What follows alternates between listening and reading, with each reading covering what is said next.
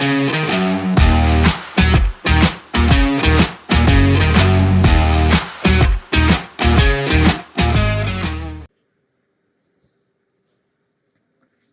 Students, welcome to my channel Ishke science. तो बच्चे, आज की इस क्लास में हम स्टडी करने जा रहे हैं एक बहुत इंटरेस्टिंग और important topic, that is conversion of a physical quantity from one system of unit to another. क्या मतलब मैं कह रहा हूं कि अगर आपके पास कोई फिजिकल क्वांटिटी है, ठीक है, अगर आपके पास क्या है, फिजिकल क्वांटिटी, ठीक है, उसको आपने एक सिस्टम ऑफ यूनिट में मेजर किया और देखा कुछ आंसर आएगा। अगर किसी दूसरे सिस्टम में मेजर किया तो कुछ और आंसर आएगा। तो ये कैसे एक सिस्टम ऑफ यूनिट जब दूसरे में कन्वर्ट होता है तो इनमें क्या रिलेशन बनता है, इसी को आज हम स्टडी करेंगे। That is by changing unit आपकी फिजिकल क्वांटिटी को क्या फर्क पड़ता है। तो आज की सारी वीडियो इस टॉपिक पे बेस्ड होगी। प्रीवियस वीडियोस में मैंने बताया हुआ है आपको application of principle of homogeneity. Application of principle of homogeneity एक बहुत इंपॉर्टेंट टॉपिक है आपके आईआईटी के लिए, आपकी नीट के लिए एक बहुत इंपॉर्टेंट टॉपिक है। इस पे मैंने डिटेल्ड वीडियोस बना दी हुई हैं। तो अगर आपने ये वाली वीडियोस नहीं स्टडी की तो मेक श्योर करो कि आप जाओ और प्लेलिस्ट पे और ये वाली वीडियोस देखो जाकर, क्योंकि अगर ये आप because it requires it has an important place in exam, तो इनकी बहुत इंपॉर्टेंट वेटेज है एग्जाम में। तो आप application of principle of homogeneity को पढ़िए जाकर। आज की जो वीडियो है that is conversion of a physical quantity from one system of unit to another, इसका क्वेश्चन आईआईटी जेई और नीट में देखने को कम मिला है। इतना ज्यादा क्वेश्चंस नहीं पूछे जाते, बट सब्जेक्टिव लेवल पे अगर हम बात करें तो हाँ जी भी इसके क्वेश्चंस आते हैं। तो चलो शुरू करते हैं बिना टाइम वेस्ट किए। मेरा नाम है अर्चित महाजन और ये है आपका प्यारा सा और ब्यूटीफुल सा चैनल दैट इज इश्के साइंस। तो चलिए शुरू करते हैं। तो चलिए समझते हैं कि कैसे किसी फिजिकल क्वांटिटी की मेजरमेंट होती है। वैसे इस पे मैंने डिटेल्ड वीडियोस बना दी हुई हैं। तो सपोज कर लीजिए कि मेरे पास है लेंथ, तो आपने लेंथ मेजर की 10 मीटर। अभी इसमें अगर ध्यान से देखोगे तो 10 क्या है आपका नंबर, 10 क्या है नंबर, इसे हम मैग्नीट्यूड भी कहते हैं, इसे हम मैग्नीट्यूड भी कहते हैं। और ये मीटर क्या है, ये आपका सर यूनिट है, सही है। अच्छा, हमारे पास मेजर करना है अभी मास को, तो मास सपोज कर लीजिए है 12 kg। मास कितना है 12 kg। तो ये 12 क्या है सर, 12 है नंबर और मैग्नीट्यूड, और ये क्या है kg क्या है यूनिट, ठीक है।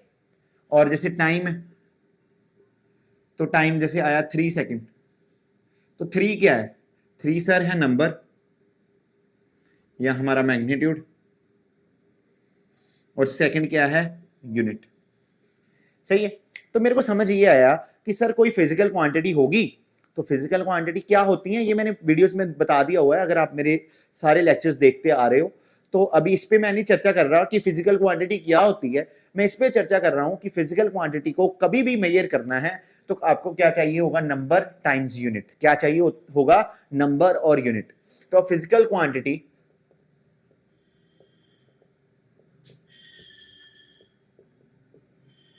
Can be measured with the help of number और सेकंड है बच्चे यूनिट। तो कोई भी फिजिकल क्वांटिटी है वो कैसे मेजर की जाएगी, नंबर इनटू यूनिट, ठीक है। तो ऐसे ही फिजिकल क्वांटिटी रिप्रेजेंट होती है। तो इतना मेरे को लगता है तुम्हें समझ लग गया होगा। तो अपन आगे चलते हैं। आगे हम बात करते हैं कि जैसे मैंने कोई यूनिट चेंज कर दिया, यूनिट मैंने क्या किया, यूनिट को मैंने क्या कर दिया, चेंज कर दिया, तो क्या इफेक्ट पड़ता है। अभी देखो, जैसे सपोज कर लो मेरे पास एक नाड़ा है, ठीक है, सिंपल सी बात, एक धागा है, कुछ भी मान लो तुम। तो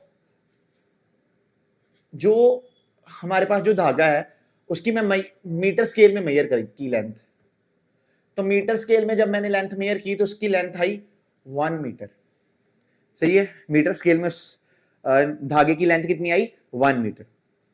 अच्छा, मैंने उसको सेंटीमीटर स्केल में मेजर किया, तो सेंटीमीटर स्केल में मेजर किया तो यही लेंथ किसके बराबर आई, 100 सेंटीमीटर।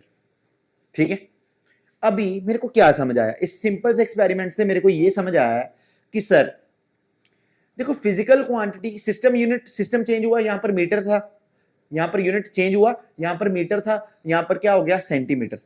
तो जैसे ही सर यूनिट चेंज हुआ तो वैल्यू मैग्नीट्यूड की चेंज करेगी। तो जो पहली ऑब्जर्वेशन थी कि whenever we change the system of unit, when ever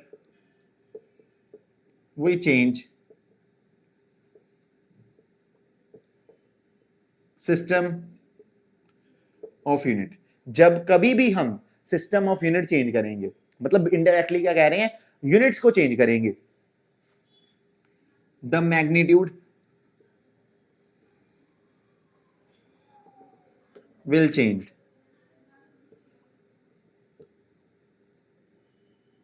magnitude change कर जाएगा।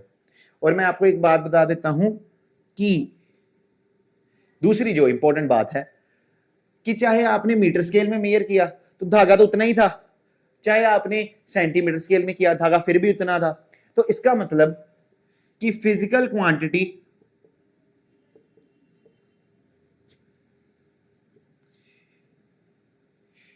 रिमेन्स सेम, फिजिकल क्वांटिटी को कोई फर्क नहीं पड़ता, वो जो फिजिकल क्वांटिटी, जो भी चीज को आप मेजर कर रहे हो उसको कोई फर्क नहीं पड़ता कि आप किस में मेजर कर रहे हो, फिजिकल क्वांटिटी रिमेन सेम। ठीक है, in whatever unit it has been measured.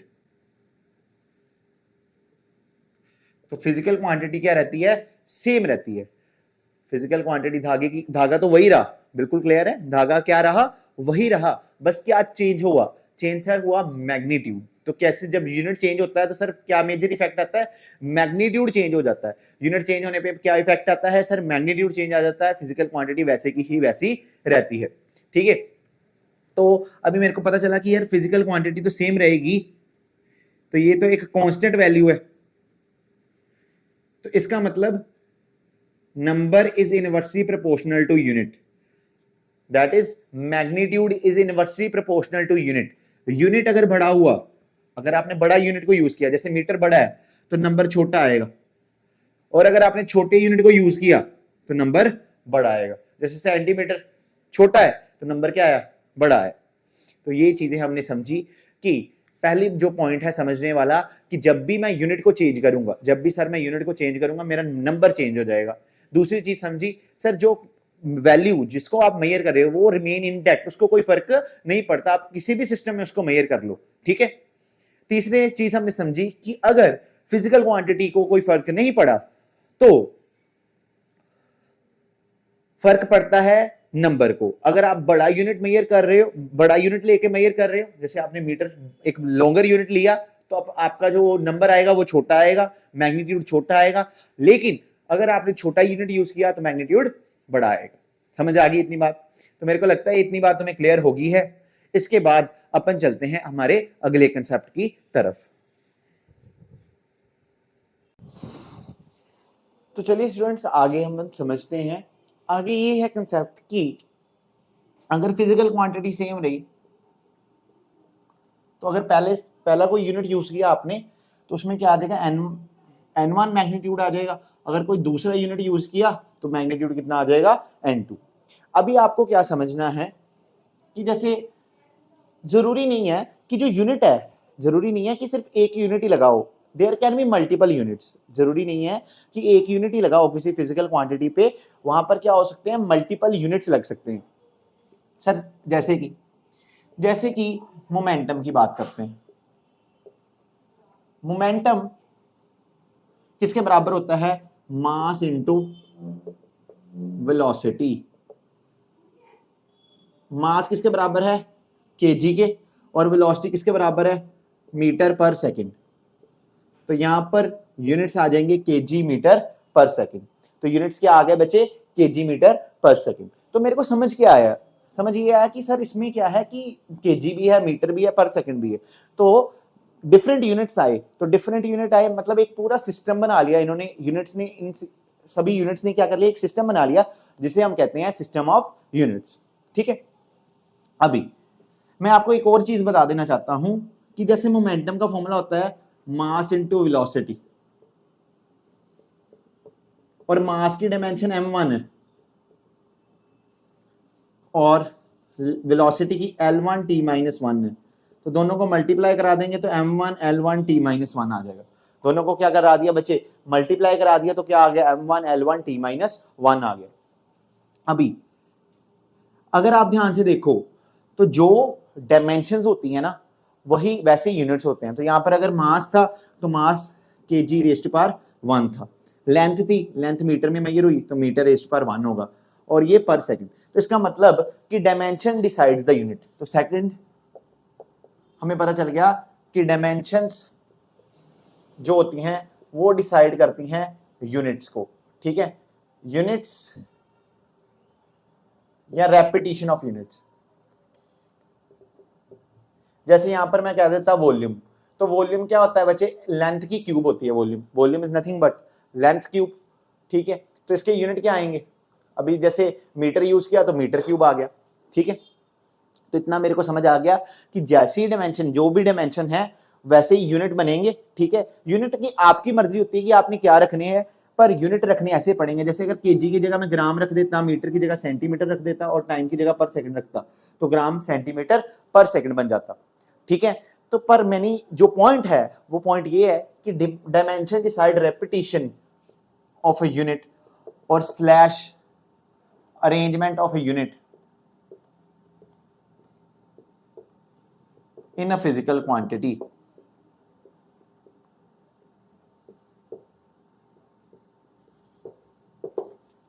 तो डायमेंशंस क्या डिसाइड करती हैं कि फिजिकल क्वांटिटी में यूनिट्स कैसे अरेंज होंगे। ठीक है, that is metre per second, KG metre per second, कितनी उनकी पावर्स आएंगी, ये सभी कुछ क्या करती हैं, कौन डिसाइड करती हैं, डायमेंशन डिसाइड करती हैं। अभी सर अगर आप ध्यान से देखो तो मेरे को पता है कि n1 u1 equals to n2 u2 होता है। ठीक है, दैट इज, अभी मैं यहां पर u1 का मतलब यूनिट नहीं ले रहा, ये मैं लूंगा सिस्टम ऑफ यूनिट। u1 मतलब एक पूरा सिस्टम है यूनिट्स का। मैंने मान लेता हूं कि let a b and c are dimensions of a given physical quantity. A B और सी डायमेंशन है एक गिवन फिजिकल क्वांटिटी की। तो मैं एक कंसेप्ट आपको समझा सकता हूं कि जैसे यहां पर क्या है n1, तो ये यहां पर क्या है u1, u1 मतलब एक सिस्टम ऑफ यूनिट है। तो यहां पर मास भी होगा, मास सपोज कर लीजिए मेजर होगा, हो रहा है एक सिस्टम में m1, उसकी डायमेंशन क्या होगी a, length l1 dimension b, time t1 dimension c। मतलब मास मेजर हो रहा है m1 में, लेंथ मेजर हो रही है l1 में, टाइम मेजर हो रहा है t1 में, और उनकी कितनी वैल्यूज आ रही हैं, कितनी क्या उसकी अरेंजमेंट है, abc टाइम्स उसकी अरेंजमेंट है। अभी जब दूसरा सिस्टम ऑफ यूनिट आएगा तो मैग्नीट्यूड n2 लिख दिया, और दूसरे सिस्टम ऑफ यूनिट में मास मेजर हो रहा होगा m2 यूनिट से, डायमेंशन तो वही रहेंगी, डायमेंशंस क्या रहती हैं, सेम रहती हैं, चाहे सिस्टम ऑफ यूनिट चेंज भी कर जाए, बिकॉज डायमेंशन का सिर्फ इतना रोल है कि वो अरेंजमेंट बताती हैं और रेपिटेशन बताती हैं। तो m2 raise to power a, l2 raise to power b आ जाएगा और t2 raise to power c आ जाएगा। ठीक है, कि मास मेजर हो रहा है m2 में, लेंथ मेजर हो रही है l2 में, टाइम मेजर हो रहा है t2 में। अभी इसको डिवाइड करा दें तो यहां पर आ जाएगा m1 a, l1 b, t1 c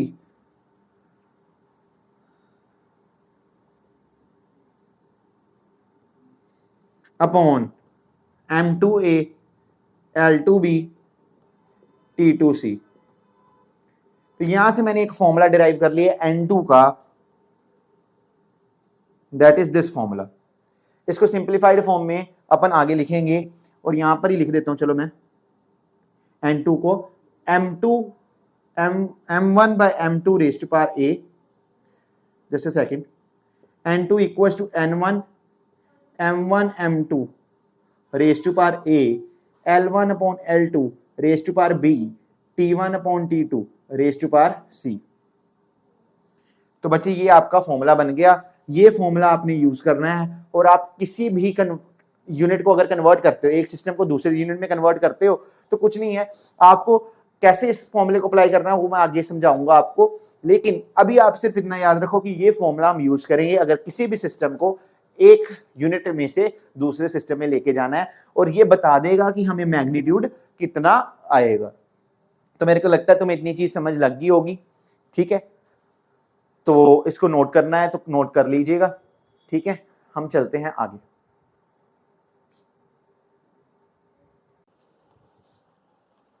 तो ओके स्टूडेंट्स, अभी हमें सीखनी है कंसेप्ट एप्लीकेशन। तो कंसेप्ट हमने पढ़ लिया है और हम देखने जा रहे हैं कंसेप्ट एप्लीकेशन को। तो कंसेप्ट एप्लीकेशन में हम सबसे पहले एक क्वेश्चन को प्रैक्टिस करेंगे। क्वेश्चन ये है कि आपको गिवन है कन्वर्ट 1 न्यूटन इनटू डायन्स। तो क्वेश्चन ये है कि आपको 1 न्यूटन को कन्वर्ट करना है डायन में। तो इस क्वेश्चन को हम कैसे सॉल्व करेंगे? देखिए, इस क्वेश्चन को अगर आप सॉल्व करना चाहते हो तो सबसे पहले आपको ये पता करना है कि जो गिवन यूनिट है वो किस फिजिकल क्वांटिटीज को बिलोंग करते हैं। तो ये न्यूटन और डायन, ये दोनों किसके यूनिट होते हैं? फोर्स के यूनिट होते हैं। तो हम लिखेंगे Newton and dyne both are unit of force, ठीक है। अभी जो आपको गिवन यूनिट होंगे आपको ये चेक करना है कि वो किस सिस्टम को बिलोंग करते हैं। तो जैसे ये न्यूटन है, न्यूटन बिलोंग करता है एसआई सिस्टम को। तो न्यूटन किसमें मेजर होता है? न्यूटन इज फोर्स को मेजर करना है। तो अगर फोर्स को न्यूटन में मेजर कर रहे हैं तो सिस्टम हम कौन सा यूज कर रहे हैं? SI system. और दूसरा हमारा सिस्टम कौन सा है? CGS system. तो जो सीजीएस सिस्टम होता है उसमें फोर्स मेजर होती है डायन में। तो बेसिकली एसआई में से कन्वर्ट करना है सीजीएस में। अगर आप ध्यान से देखो तो फॉर्मूले के अकॉर्डिंग हमें यहां पर चाहिए कि इस सिस्टम में हम मास, लेंथ और टाइम कैसे मेजर करते हैं। तो ये एसआई सिस्टम में जो मास के यूनिट होते हैं वो होते हैं केजी, लेंथ के यूनिट होते हैं बच्चे मीटर, टाइम के यूनिट होते हैं सेकंड। और सीजीएस सिस्टम में दूसरे जो सिस्टम है उसमें मास का यूनिट होता है ग्राम, लेंथ का होता है सेंटीमीटर, टाइम का होता है सेकंड। अभी हमें कन्वर्ट किसको करना है? तो हमारा जो मैग्नीट्यूड है n1 वो है 1 न्यूटन को, 1 न्यूटन को कन्वर्ट करना है डायन्स में। और हमें n2 निकालना है कि 1 न्यूटन कितने डायन के बराबर होगा। तो एक सिस्टम ऑफ यूनिट में से एसआई सिस्टम ऑफ यूनिट में से 1 न्यूटन को कन्वर्ट करना है सीजीएस में। तो फॉर्मूला हम लगाएंगे n2 equals to n1 m1 upon m2 raise to power a, l1 upon l2 raise to power b, t1 upon t2 raise to power c। तो ये हमने फॉर्मूला लगाया। तो चलिए कैसे देखें, कैसे हम क्वेश्चन को सॉल्व करेंगे। आप यहां पर देखिए कि जो ABC हैं, ABC are dimensions of force. ABC basically क्या है? डायमेंशंस हैं फोर्स की। तो जो फोर्स की डायमेंशंस होती हैं वो होती हैं m1 l1 t-2। तो डायमेंशन ऑफ फोर्स क्या होती है? m1 l1 t-2। तो A की वैल्यू बच्चे आपके पास 1 आ गई, B की वैल्यू भी आपके पास 1 है और C की वैल्यू आपके पास -2 है। तो यहां पर जो भी गिवन है वो सभी हम फिल कर देंगे। n1 की वैल्यू 1 है, m1 की वैल्यू 1 kg है, m2 की वैल्यू 1 ग्राम है, A की वैल्यू बच्चे 1 है, लेंथ की वैल्यू है बच्चे 1 मीटर, दूसरी लेंथ की वैल्यू है बच्चे 1 सेंटीमीटर, और यहां पर इसकी पावर है 1। टाइम सेकंड में मेजर होता है, पहले सिस्टम में भी और दूसरे सिस्टम में भी सेकंड में मेजर होता है। तो यहां पर आ गया -2। अब यहां पर अगर ध्यान से देखिएगा तो सेकंड से सेकंड कट जाएगा और सेकंड से सेकंड कट गया तो आंसर आपके पीछे रह गया 1। अभी 1 की चाहे पॉजिटिव पावर हो चाहे नेगेटिव पावर हो, दोनों का आंसर क्या आएगा? 1 ही आएगा। तो अगर आंसर 1 की पॉजिटिव पावर है चाहे नेगेटिव पावर है तो आंसर क्या आएगा? 1 ही आएगा। तो हमारे पास जो रह जाएगा वो ये रह जाएगा 1 kg अपॉन 1 ग्राम, 1 मीटर अपॉन 1 सेंटीमीटर, जिसको भी हम ऐसे लिख सकते हैं कि 1 किलोग्राम तो बेसिकली क्या है 1000 ग्राम, जो 1 किलोग्राम है वो क्या है 1000 ग्राम, ये बाहर 1 लगा पड़ा है, और नीचे क्या है ग्राम, इसकी पावर 1 है और इसकी पावर भी 1 है, और 1 मीटर 100 सेंटीमीटर के बराबर होता है। तो यहाँ पर सेंटीमीटर से सेंटीमीटर कट जाएगा और यहाँ पर ग्राम से ग्राम कट जाएगा, तो ग्राम से ग्राम कट जाएगा, सेंटीमीटर से सेंटीमीटर कट जाएगा। आपने किलोग्राम को ग्राम में कन्वर्ट कर लिया और मीटर को सेंटीमीटर में, तो ग्राम से ग्राम कट गया, सेंटीमीटर से सेंटीमीटर कट गया। यहाँ पर आया, यहाँ पर वैल्यू आई 1 लाख, तो N2 की जो वैल्यू आई वो किसके बराबर है 1 लाख के बराबर।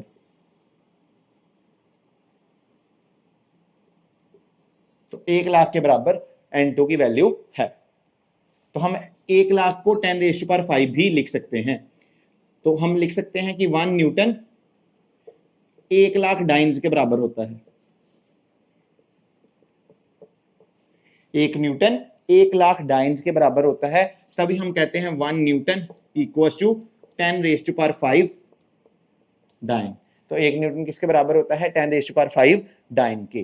तो ये था क्वेश्चन और ऐसे इसको सोल्व करते हैं। तो मैंने 1 न्यूटन को कन्वर्ट कर दिया डाइन में, तो कितनी वैल्यू आती है 10⁵ वैल्यू आती है। इसको आप नोट करना चाहते हो तो नोट कर लीजिए। फिर अपन चलते हैं नेक्स्ट क्वेश्चन की तरफ।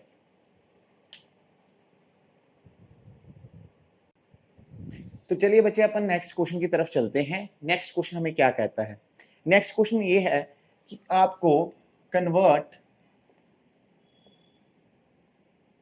Gravitational constant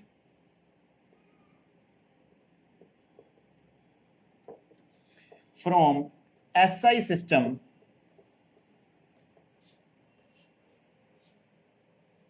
to CGS system। तो आपको कहा गया कि आप जो ग्रेविटेशनल कांस्टेंट होता है, जैसे यहां पर 2 बॉडीज हैं, तो ये 2 बॉडीज, इसका मास m1, इसका मास m2, तो ग्रेविटी की फोर्स इसको क्या कर रही है अट्रैक्ट कर रही है, और इनके बीच में अगर दूरी r मान ली जाए, दूरी r मान ली जाए, तो जो ग्रेविटेशन फोर्स का फॉर्मूला होगा वो होगा G m1 m2 by r square. ठीक है, ये मैंने पहले भी आपको डिस्कस करा दिया हुआ है कि अगर 2 बॉडीज हैं उनमें कुछ सेपरेशन है, r सेपरेशन है, तो उनके बीच में ग्रेविटेशनल फोर्स लग रही है, अट्रैक्टिव फोर्स लग रही है, जिसका फॉर्मूला है G m1 m2 by r square. ये G जो होता है, this G is called gravitational constant.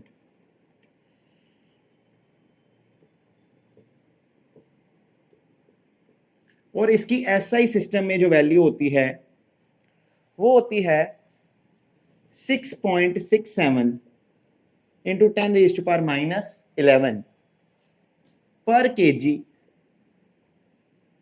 Metre cube पर सेकेंड स्क्वायर।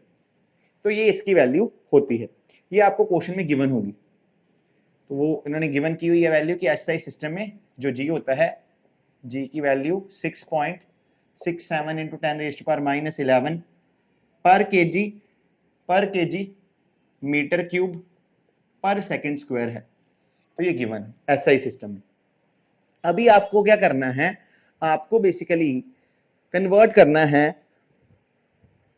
SI सिस्टम से CGS सिस्टम के अंदर। तो देखिए, सबसे हम पहले लिख लेते हैं SI सिस्टम। ठीक है, और यहां पर हम लिख लेते हैं CGS सिस्टम। SI सिस्टम में आपको पता है मास, लेंथ और टाइम होते हैं। मास केजी में मेजर होता है, लेंथ मीटर में, टाइम सेकंड में, ये मैंने आपको बताया हुआ है। अभी यहां पर M2 किसके बराबर है 1 ग्राम के बराबर, L2 किसके बराबर है 1 सेंटीमीटर के बराबर, T2 किसके बराबर है 1 सेकंड के बराबर। तो यहां पर इन्होंने गिवन की हुई है वैल्यूज। अभी मेरे को पता है कि अगर मेरे को n लिखना है, यहाँ पर क्या लिखना है, n की वैल्यू है, तो n1 हमारा हो जाएगा ये जो गिवन वैल्यू है 6.67 इंटू 10⁻⁻11। तो ये हमारा n1 हो गया, और CGS सिस्टम में हमें पता ही नहीं है तो वो हमने निकालनी है। सही है, तो मेरे को फॉर्मूला पता है N2 equals to N1 M1 upon M2 raise to power a, L1 upon L2 raise to power b, T1 upon T2 raise to power c। ये हमारा क्या है कि फॉर्मूला गिवन है हमें। अभी देखिए जो N1 है वो है 6.67 into 10 raise power -1, M1 kg में है और M2 ग्राम्स में। अभी सर ABC क्या है? ABC आपको पता है ABC क्या होती हैं? डायमेंशंस। तो जरूरी नहीं है कि आप डायमेंशन खुद निकालें, आप यूनिट से भी पता कर सकते हो, ठीक है। अगर यूनिट से ही, यूनिट अगर केजी में है, मीटर में है, सेकंड में है, तो हम यूनिट से भी डायमेंशन पता कर सकते हैं। तो यहां से हमें साफ पता चल रहा है कि A की वैल्यू होगी -1। अभी यहाँ पर लेंथ है मीटर और यहाँ पर है क्या है? सेंटीमीटर। तो लेंथ में यहाँ पर क्या आ रहा है? क्यूब आ रहा है। तो यहाँ पर आप लिख दीजिए क्यूब, और टाइम में यहाँ पर भी सेकंड है M1 में, और यहाँ पर भी सेकंड है, तो यहाँ पर हम लिख देंगे -2। तो चलो शुरू करते हैं। इधर आ गया 6.67 इंटू 10 रेज़ पावर -11। 1 kg को आप लिख सकते हो 1000 ग्राम रेज़ पावर -1। 1 मीटर को आप लिख सकते हो 100 सेंटीमीटर अपॉन 1 सेंटीमीटर की क्यूब, ठीक है। और 1 सेकंड से 1 सेकंड कट गया तो 1 बचा, और 1 की कोई भी नेगेटिव पावर हो चाहे पॉजिटिव पावर हो, आंसर तो 1 नहीं आएगा। तो 1 मल्टीप्लाई होने के बाद गायब हो गया। तो यहाँ पर आंसर बेसिकली इसका आंसर कितना था? इंटू 1 था, सही है। अभी यहाँ पर ग्राम से ग्राम कैंसिल हो गया, लेकिन जो पावर ऊपर है, ऊपर पावर है -1, तो 1000 नीचे आ जाएगा। तो यहाँ पर कितना हो जाएगा? 1/1000। और यहाँ पर है 100 सेंटीमीटर, सेंटीमीटर से सेंटीमीटर कट गया तो 100 की क्यूब। तो 100 की क्यूब आपने क्या करना है, यहाँ पर 2 जीरो है, तो 2 जीरो को 3 से मल्टीप्लाई किया, कितना आया? 6। तो हमें 6 जीरो लगानी है यहाँ पर, 1 2 3 4 5 6। तो 1000 यहाँ पर कैंसिल हो गया। अभी यहाँ पर कितना रह गया? 6.67 into 10 rays power -11 into 10 rays power 3। यहाँ पर है N2, ठीक है। तो यहाँ की जो वैल्यू आई वो है, एक बार मैं देख लूं आपको ये विजिबल है, ये आपको विजिबल नहीं है प्रॉपरली, तो इसको इरेज कर देते हैं। यहां से शुरू करते हैं। मैंने कहा यहां से 1000 से 1000 कट गया, तो यहां पर आ जाएगा 6.67 into 10 raise to power -11 into 10 raise to power 3। अभी यहाँ पर सेम बेस तो पावर ऐड हो जाएगी, 6.67 into 10 raise to power -11 plus 3, ये आ जाएगा। बेसिकली ये किसके बराबर होगा? 6.67 इंटू 10 रेज़ टू पावर -8 के बराबर होगा। तो हमें N2 की वैल्यू मिल गई। तो N2 किसके बराबर है? 6.67 इंटू 10 रेज़ टू पावर -8 के बराबर है। तो यहां पर हमने लिख दिया, क्योंकि यहां पर कितना आना था? -11 प्लस 3, तो -8 आता है। N2 की वैल्यू ये आ गई। तो अगर इसको पूरे को रिप्रेजेंट करना है तो ग्रेविटेशनल कांस्टेंट सीजीएस सिस्टम में ऐसे रिप्रेजेंट होगा, 6.67 इंटू 10 रेज़ पावर -8 N2 की वैल्यू आ गई। और यूनिट क्या बनेंगे इसके? पर ग्राम सेंटीमीटर क्यूब पर सेकंड स्क्वायर। वो आप यहाँ पर देख सकते हो कि मैंने केजी को ग्राम से रिप्लेस कर दिया है, मीटर को सेंटीमीटर से रिप्लेस कर दिया है, सेकंड को सेकंड से ही रिप्लेस कर दिया है।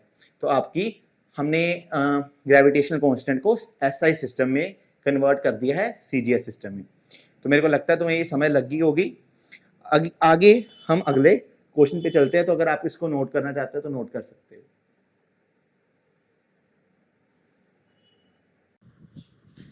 तो चलिए स्टूडेंट्स, अपन नेक्स्ट क्वेश्चन करते हैं। जो नेक्स्ट क्वेश्चन है वो ये है कि आपको 60 जाउल्स को कन्वर्ट करके दिखाना है ऐसे गिवन सिस्टम में। देखिए, find the value of 60 joule in a system having 100 grams, 100 centimeter and 10 second as a unit। तो कहते हैं कि आपको वैल्यू फाइंड करनी है 60 जाउल की किसी दूसरे सिस्टम में जिसमें मास का जो यूनिट है वो 100 ग्राम जो है, लेंथ के यूनिट 100 सेंटीमीटर और टाइम के यूनिट 10 सेकेंड।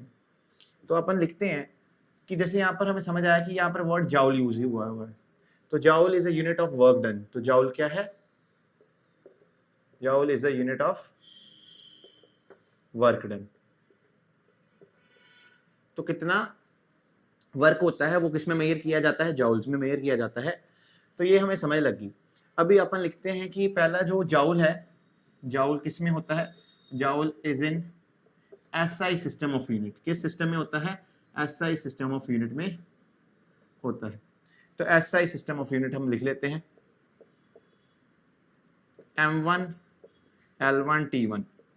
जो एसआई सिस्टम होता है उसमें मास जो होता है केजी में मेजर होता है, तो 1 kg आ गया। लेंथ जो होती है वो मीटर में मेजर होती है, तो 1 मीटर आ गया। टाइम जो मेजर होता है वो 1 सेकंड में मेजर होता है, तो यहाँ पर क्या आ गया? सेकंड आ गया। अभी जो सीजीएस सिस्टम है उसमें सॉरी इस बार सीजीएस सिस्टम नहीं है, इस बार न्यू सिस्टम है, तो हम न्यू सिस्टम लिख लेते हैं।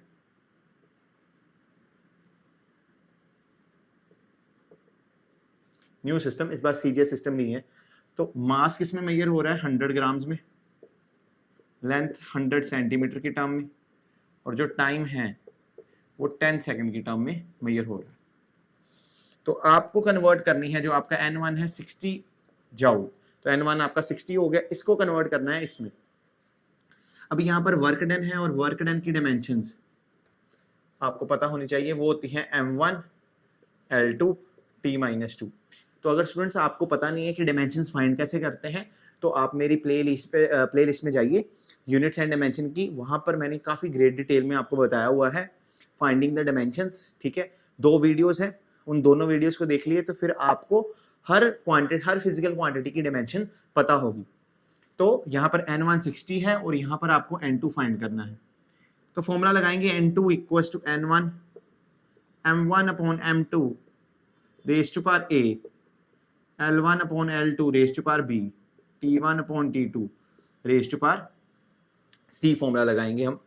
तो यहाँ पर जो N है वो N1 है वो 60 हो जाएगा, मास है आपका 1 kg, और यहाँ पर M2 है 100 ग्राम्स, डायमेंशन है 1, लेंथ का यूनिट है 1 मीटर, यहाँ पर है 100 सेंटीमीटर, और जो डायमेंशन है वो 2 है।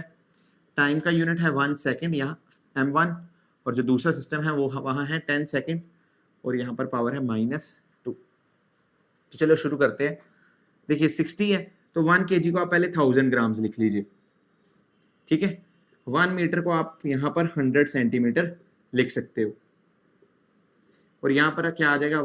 1 सेकेंड बाय 1 सेकेंड 10 सेकेंड मतलब 1/10 आ जाएगा की पावर -2। तो सेकंड से सेकंड कटेगा, तो यहाँ पर 1/10 रेज़ टू पावर -2 आ गया। यहाँ से ग्राम कट जाएगा और सेंटीमीटर से सेंटीमीटर कट जाएगा। यहाँ 100 से 100 पूरा ही कट गया, तो यहाँ पर 1 बचेगा, और अगर 1 की स्क्वायर कितनी होगी? 1 ही होगी। तो यहाँ पर आ गया 60 इंटू 1000 इंटू 1 की स्क्वायर 1 ही होती है, और यहाँ पर 1/10 है, 1/10 रेज़ टू पावर -2, तो जिसको हम लिख सकते हैं 10 रेज़ टू पावर 2। क्योंकि नेगेटिव साइन था तो रेसिप्रोकेट हो जाता है, टेढ़ा हो जाता है, तो नेगेटिव साइन है तो रेसिप्रोकेट हो जाता है। तो यहाँ पर कितना आ गया? 10 रेज़ टू पावर 2। तो यहाँ पर आ गया ये पहला 0, यहाँ पर आपको शायद विजिबल ना हो, तो यहाँ पर आ गया पहला 0, ये 3 0, 1 2 3, और इसके 2 1 2, तो टोटल 0 कितने हुए? 1 2 3 4 5 6 0 हुए। तो यहाँ पर आंसर कितना आ जाना है? 6 इंटू 10 रेज़ टू पावर 6। तो हमारा जो N1 होगा सॉरी N2 होगा वो किसके बराबर होगा? 6 into 10 raise to power 6 unit. तो N2 equals to 6 into 10 raise to power 6 times new units. ठीक है, तो मैंने इसका जो यूनिट है वो एक नया यूनिट मान लिया।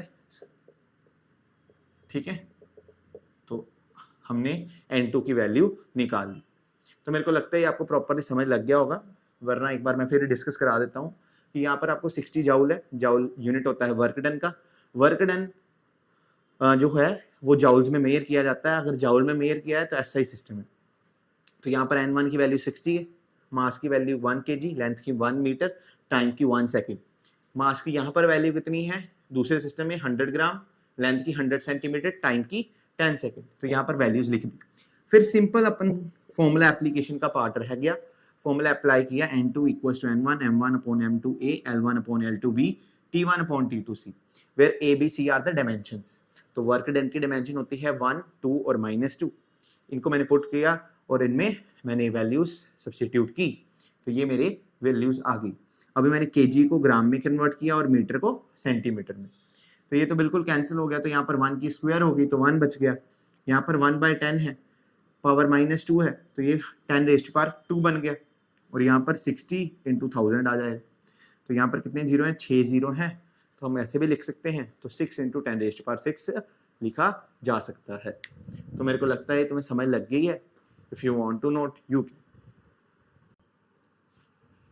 चलिए स्टूडेंट्स, अभी हमने नेक्स्ट क्वेश्चन करना है, और ये नेक्स्ट क्वेश्चन है कि आपको 1 जूल को कन्वर्ट करना है अर्ग्स में। तो पहले आपको ये पता होना चाहिए कि जो गिवन क्वांटिटीज है वो क्या है। बेसिकली वो यूनिट है वर्क डन के, तो जूल और erg are units of work done. ठीक है, अभी ये आपको समझ लग गया। तो बेसिकली हमें एसआई सिस्टम में जो यूनिट होता है वर्क डन का वो जूल होता है, और सीजीएस सिस्टम में जो यूनिट होता है वर्क डन का वो होता है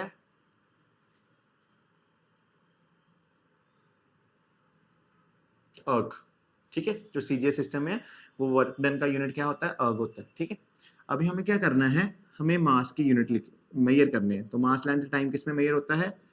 यहाँ पर सीजीएस में 1 kg होता है, लेंथ में 1 मीटर होता है, और टाइम में 1 सेकंड होता है। और यहाँ पर क्या होता है? यहाँ पर मास ग्राम में मेजर होता है, लेंथ सेंटीमीटर में, और टाइम सेकंड में इसमें मेजर होता है। अभी हमें 1 जूल को कन्वर्ट करना है, तो N1 हमारा N1 हो गया, तो हमें N2 ढूंढना है कि इसकी वैल्यू कितनी आएगी। ठीक है, तो कैसे ढूंढेंगे? देखिए, जो वर्क डन की डायमेंशंस हैं, वर्क डन की डायमेंशंस हैं M1 L1 T-2।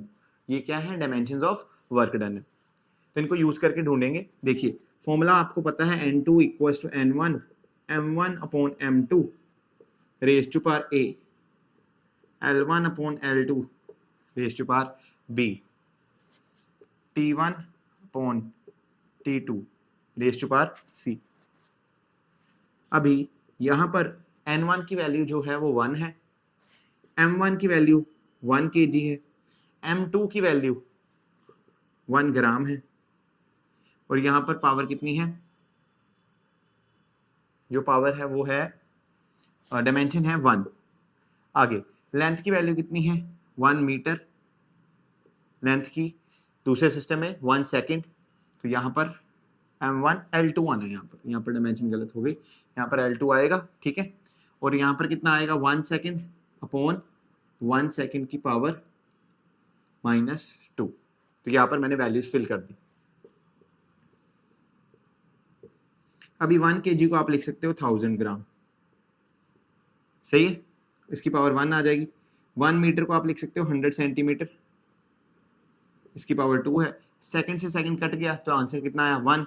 1 की चाहे पॉजिटिव पावर हो चाहे नेगेटिव पावर हो, आंसर फिर भी कितना आता है? 1 ही आता है। ग्राम से ग्राम कट गया, तो यहाँ पर 1000 आ गया, और यहाँ पर सेंटीमीटर से सेंटीमीटर कर दिया, कट गया, तो 100 की स्क्वायर, तो 100 की स्क्वायर होगी 10,000। ठीक है, और यहाँ पर कितने जीरो हो गए? 1 2 3 4 5 6 7, तो हम लिख सकते हैं यहाँ पर आंसर आएगा 10⁻7। तो हम यहाँ से कह सकते हैं कि जो हमारे N2 की वैल्यू है वो है 10⁻7। तो 1 जूल इक्वल्स टू 10⁻7 अर्ग्स। तो यहाँ से हमने ये डिराइव कर लिया। तो ये काफी इजी क्वेश्चन था। अभी अपन चलते हैं एक नेक्स्ट क्वेश्चन की तरफ। चलिए स्टूडेंट्स, अभी हमने नेक्स्ट क्वेश्चन करना है, और ये नेक्स्ट क्वेश्चन है कि आपको 1 जूल को कन्वर्ट करना है अर्ग्स में। तो पहले आपको ये पता होना चाहिए कि जो गिवन क्वांटिटीज है वो क्या है।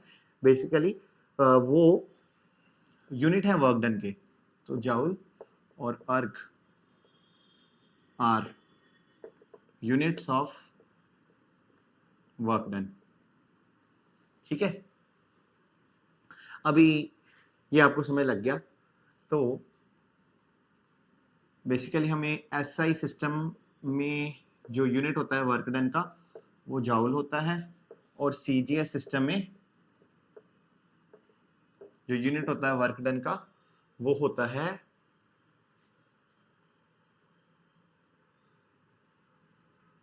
अर्ग।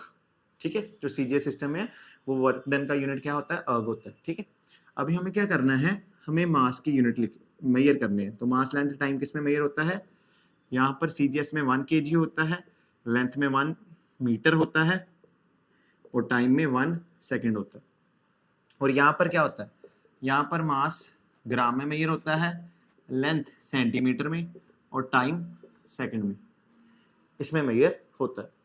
अभी हमें 1 जाउल को कन्वर्ट करना है, तो N1 हमारा N1 हो गया, तो हमें N2 ढूंढना है कि इसकी वैल्यू कितनी आएगी। ठीक है, तो कैसे ढूंढेंगे, देखिए जो वर्क डन की डायमेंशंस हैं, वर्क डन की डायमेंशंस हैं M1 L1 T-2, ये क्या है, डायमेंशंस ऑफ वर्क डन है। तो इनको यूज करके ढूंढेंगे। देखिए फॉर्मूला आपको पता है, N2 equals to N1 M1 upon M2 raise to power A, L1 upon L2 raise to power B, T1 upon T2 raise to power C। अभी यहां पर N1 की वैल्यू जो है वो 1 है, M1 की वैल्यू 1 kg है, M2 की वैल्यू 1 ग्राम है, और यहां पर पावर कितनी है, जो पावर है वो है डायमेंशन है 1। आगे लेंथ की वैल्यू कितनी है, 1 मीटर लेंथ की, दूसरे सिस्टम में 1 सेकेंड, तो यहाँ पर M1 L2 आना है, यहाँ पर डायमेंशन गलत हो गई, यहाँ पर L2 आएगा। ठीक है, और यहाँ पर कितना आएगा, 1 सेकेंड अपॉन 1 सेकेंड की पावर -2। तो यहाँ पर मैंने वैल्यूज फिल कर दी। अभी 1 kg को आप लिख सकते हो 1000 ग्राम, सही है, इसकी पावर 1 आ जाएगी।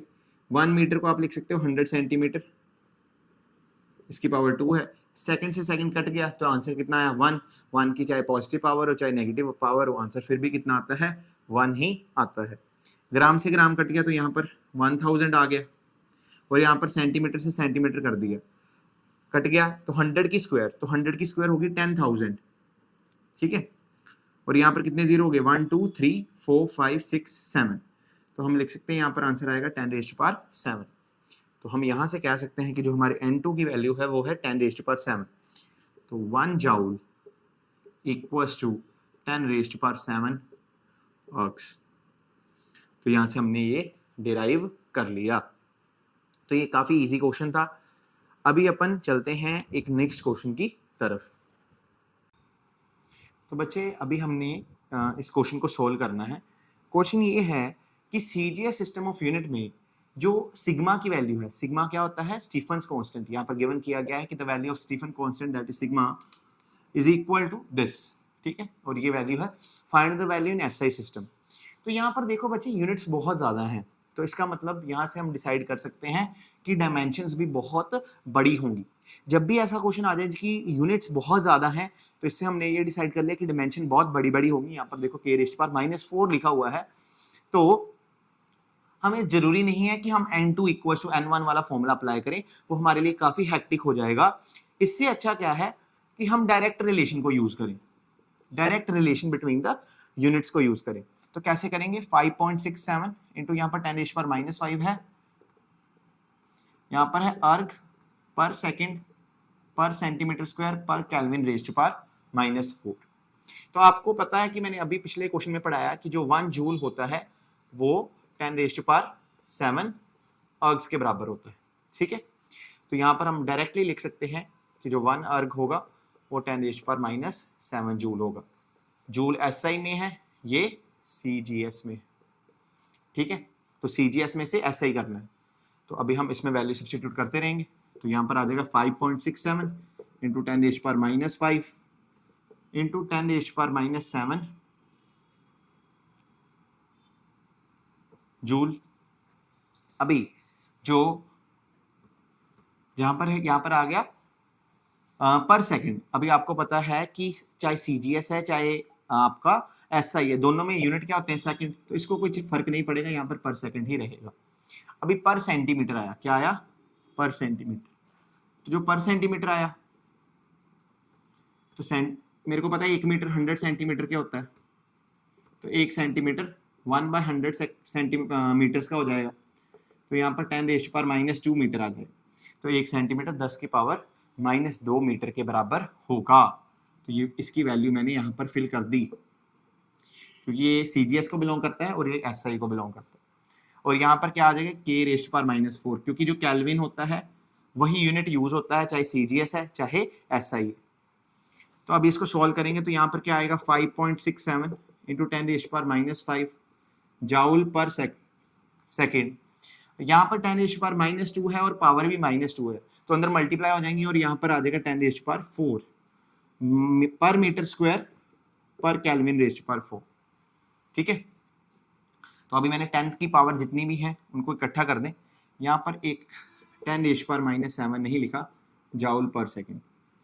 अभी 5.67 यहाँ पर क्या बन गया होगा, 10⁻5 -7 + 4 जाउल पर सेकेंड पर metre square kelvin raise to power -4। तो यहाँ पर देखो 5.67 इंटू कितना आ जाएगा, -5 इंटू -7 -12 + 4 -8 जाउल पर सेकेंड पर मीटर स्क्वायर पर केल्विन रेज़ टू पावर 4। तो यहाँ पर मैंने सिग्मा की वैल्यू ढूंढ ली, किसमें, एसआई सिस्टम में, विदाउट अप्लाइंग द फॉर्मूला।